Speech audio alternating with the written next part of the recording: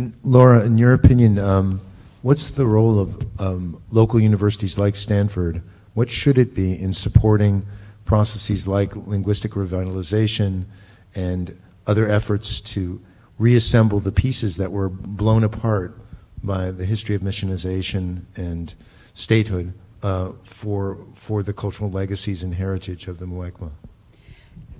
You know, that's a really good question. And I think, you know, sitting here on the stage here at Santa Clara, one of the things that university partners really can provide the tribe is the landless tribe, right, is facilities, is access to theaters and rehearsal halls and practice halls and to expose the Muwekma youth to colleges and college life, and to connect them to resources, right? The Muwekma gathers some traditional plants at Stanford.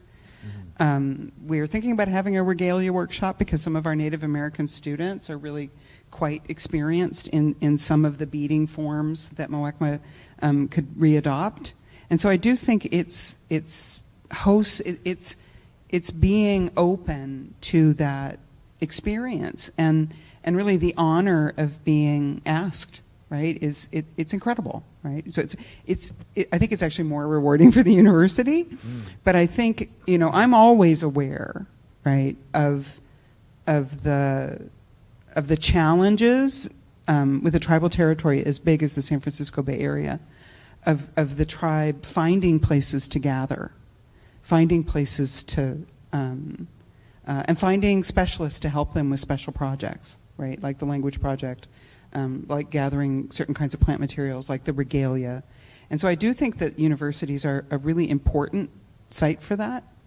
And I mean all the universities. There's 70 universities in the San Francisco Bay Area. And I know many of them have reached out to you. And so I do think that's an incredibly important source of support.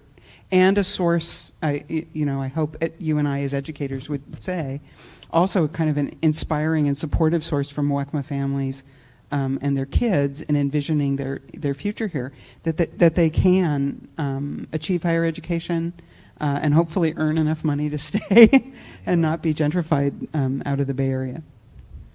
Do you envisage curriculum, say, at universities for the instruction in Chochenyo? Do you think that's something that should form part of language training programs that are part of university department programs? I do.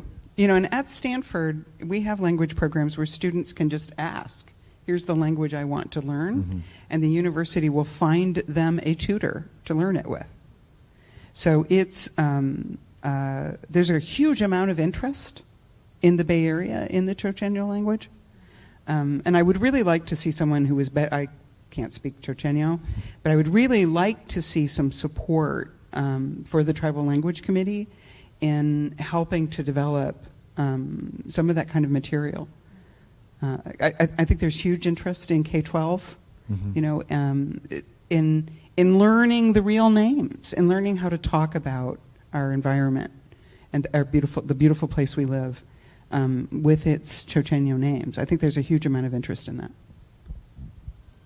I do have to say here, the tribe has had a wonderful working relationship. It's had its ups and downs with some institutions, but we've had a wonderful working relationship with Santa Clara University, and Stanford. You know, 35 years of working with the different staff who were interested to learn our history. So I don't want to bash you guys too much because you guys been open arms to us and our needs, you know, when we needed space to meet. Here, even at Santa Clara University, at San Jose State, even when we didn't have a place to house some of our ancestors because landowners didn't want to find space to rebury them. So the universities have been really good working relationship with the tribe and you know, supporting the needs at the time, you know. Since I was a young girl. I was 8 years old over here at the museum building a tule hut. I remember that vividly.